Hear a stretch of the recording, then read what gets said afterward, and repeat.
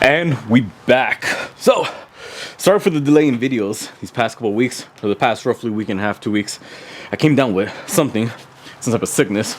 Quite honestly, it was probably a bad case of bitchitis, but man, runny nose, sneezing, sore throat, you know, the usual, body aches, just general all-around cold. So I wasn't really in the mood to film, and I'll probably have to cut out every 5 seconds me blowing my nose or sneezing or coughing or something. But you know what?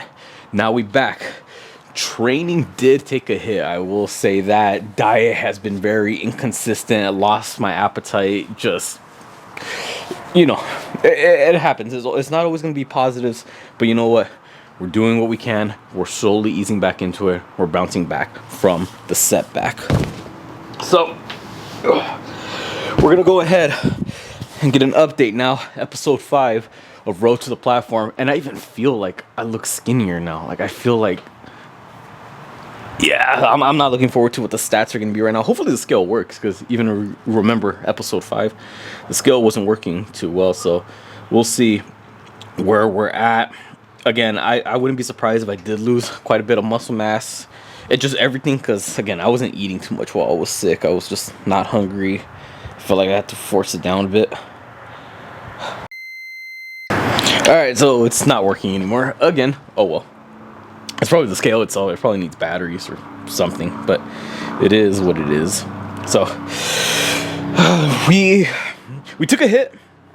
Everything was going really well, and what I was actually planning on doing leading up into this episode, which actually should have gone up last week, was leading up to one more training cycle, one more interval of 3 weeks, and then setting PRs at the end of that week. But PR week was actually the week I ended up getting sick. So it goes to show you that one of those things where if you're not feeling it, you're not 100%, just take the rest. I used to be the type of person where even if I were to, you know, get sick, a little something, I would push through, I would work out anyways. And honestly, that's one of the last things that you should be doing. This is honestly the first time where I got sick and I actually chose to recover and just sleep it off. Just drink a lot of water, drink my electrolytes. I actually took the time to recover the way I should. And who knew? I actually bounced back a lot quicker than I otherwise would. If you're sick, don't push through the workouts. Don't push through heavy weights.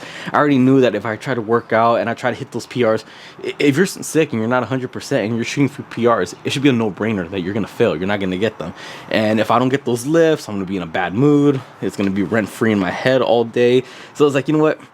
We're just going to take this as a rest week. No big deal. Went ahead and rested.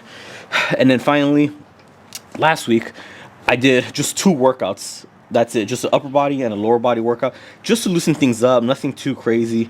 The squats, I only went up to 3 plates. And then on bench press, I only went up to 2 plates. I didn't even do any deadlifts. It was just pretty much just, you know, getting the blood going. Just going through the motion, because I went a whole week and a half without doing pretty much anything other than just lying in bed and just recovering. So it was just more of just easing back into it. And then this past week was actually, I would say, the first week back of full 100% training. Felt a little stiffness here and there. No big deal. It happens, but I actually went through with the full 4 workouts. Lower body, upper, lower, upper. And it felt good. Hit my lifts, hit what I needed to do. And I actually went ahead and dialed in even more on the accessories. And that's pretty much what the main emphasis is behind this week's video, or this episode, episode 5, is not just the big 3, squat, bench, and deadlift, but what exactly are we doing outside of that, essentially as the accessories? Because even though it also is week 1 of coming back from being sick, I'm also treating it as week 1 of a new 8-week cycle, because now I'm 8 weeks away, 2 months away from competing. Now it's really time to dial it in. The first half, the first couple weeks, I'm just getting used to, you know, competition standards, hitting depth on a squat, pausing on the bench press, no hitching on the deadlift, just getting used to now perfecting the technique in that. Good, made progress there, but now it's really time to dial it in. Now it's really time to go 100%, make sure everything is good, really address those weak points, and just try to build up the most amount of strength I possibly could within these next 8 weeks. Because after that, it gets to a certain point where if you're 1 or 2 weeks out from competition, you're not going to get stronger in 1 or 2 weeks. At that point, you're just going to be refining the technique, practicing, just doing the same thing over and over again. But I got plenty of time to just see a little bit more strength increases. That's what I'm going to do. And at least that was one of the good things that happened when I was sick, is I had a lot of free time because I wasn't working out, to really just look back at the training videos, look back. I'm like, okay, I'm struggling here. Go back to the notes. I'm like, what is it that I'm still not seeing as much progress as I was like? Pretty much just addressing my weak points. And after having some time to reflect, I'm really addressing them now this week and going forward even more so. So whereas in before on the squat, I was just doing a lot of just, obviously the regular squat movement as the first exercise on leg day. I was doing a lot of hack squats and I was doing a lot of leg presses as the accessory, because I thought, okay, that's really going to help out build up those quads, and I need stronger quads to carry over to the squat. But I'm going to start doing a little bit less of this, and I'm actually going to be starting to do a lot more of just general box squats. Why? It's because I struggle with the bottom half of the movement. There's been a couple of squats already where I go down and just I'm grinding it out of the hole, and I'm not getting up quite as fast. And as I'm going down, my upper back just rounds forward, and then I'm just coming up with a rounded back. So I found that box squats has been really helping me out when I do those type of movements. And this is specifically what I'm doing it off of. This tire right here, it gets the job done. So it's roughly around a foot tall, roughly 12 inches, and then a little platform that I put on top will bump it up an extra 14 inches. So overall, nothing too crazy. If we were to do box squats on it, you'll see me sitting down and then boom, pause, and then pop back up. And honestly, I feel like that's been really helping me out with my squat. If I could just pause on here and really focus on my back not falling forward, and I'm talking about a complete pause, not just tap and go. No, I'm talking about actually sitting on it for a quick sec and then coming back up. That carryover to the squat, I feel it a lot more, and I'm also feeling a lot more sore the following day in my quads, in my glutes. I definitely feel it a lot more because it shows that my legs are working even harder. Again, I'm addressing those weak points. No more machine work, or at least not as much machine work when it comes to the squats, more so actual squatting movements. You want to get better at something, you get better at it by practicing that. You want to get better at squats, then do more squats. So I'm doing a free weight box squat, really locking in.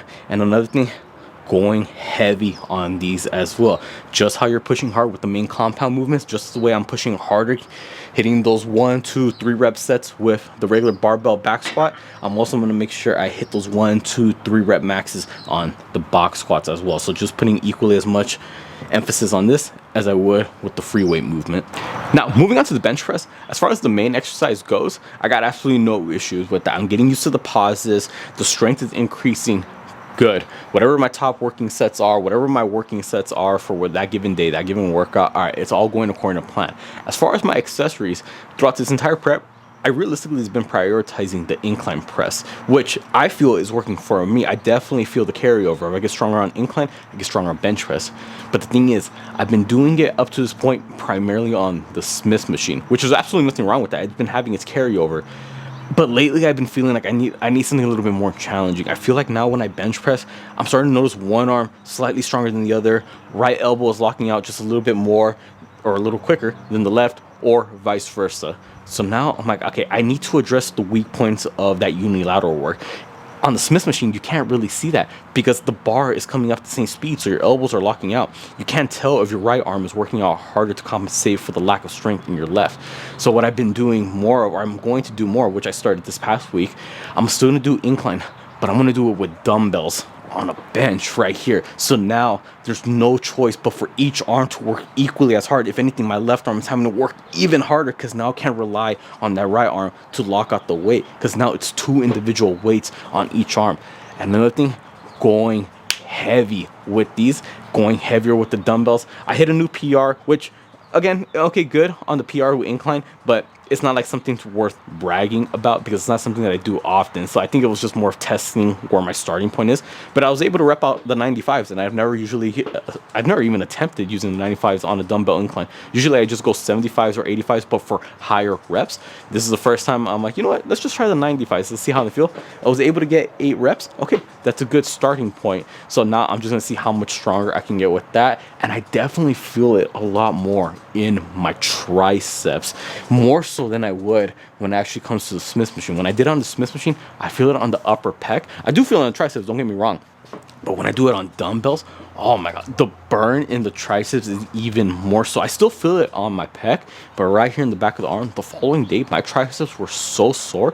And those were the only two things I did as far as pressing went. Flat bench, dumbbell incline. Those were the only two movements I did, 3 sets each, and the next day my triceps were just fried. I know it came from the incline. So that's definitely gonna be a big thing, because I've also been struggling on my lockout, especially on my top sets of bench, whatever those top weights are. All right, 245 like I did this past week, got the first rep, good.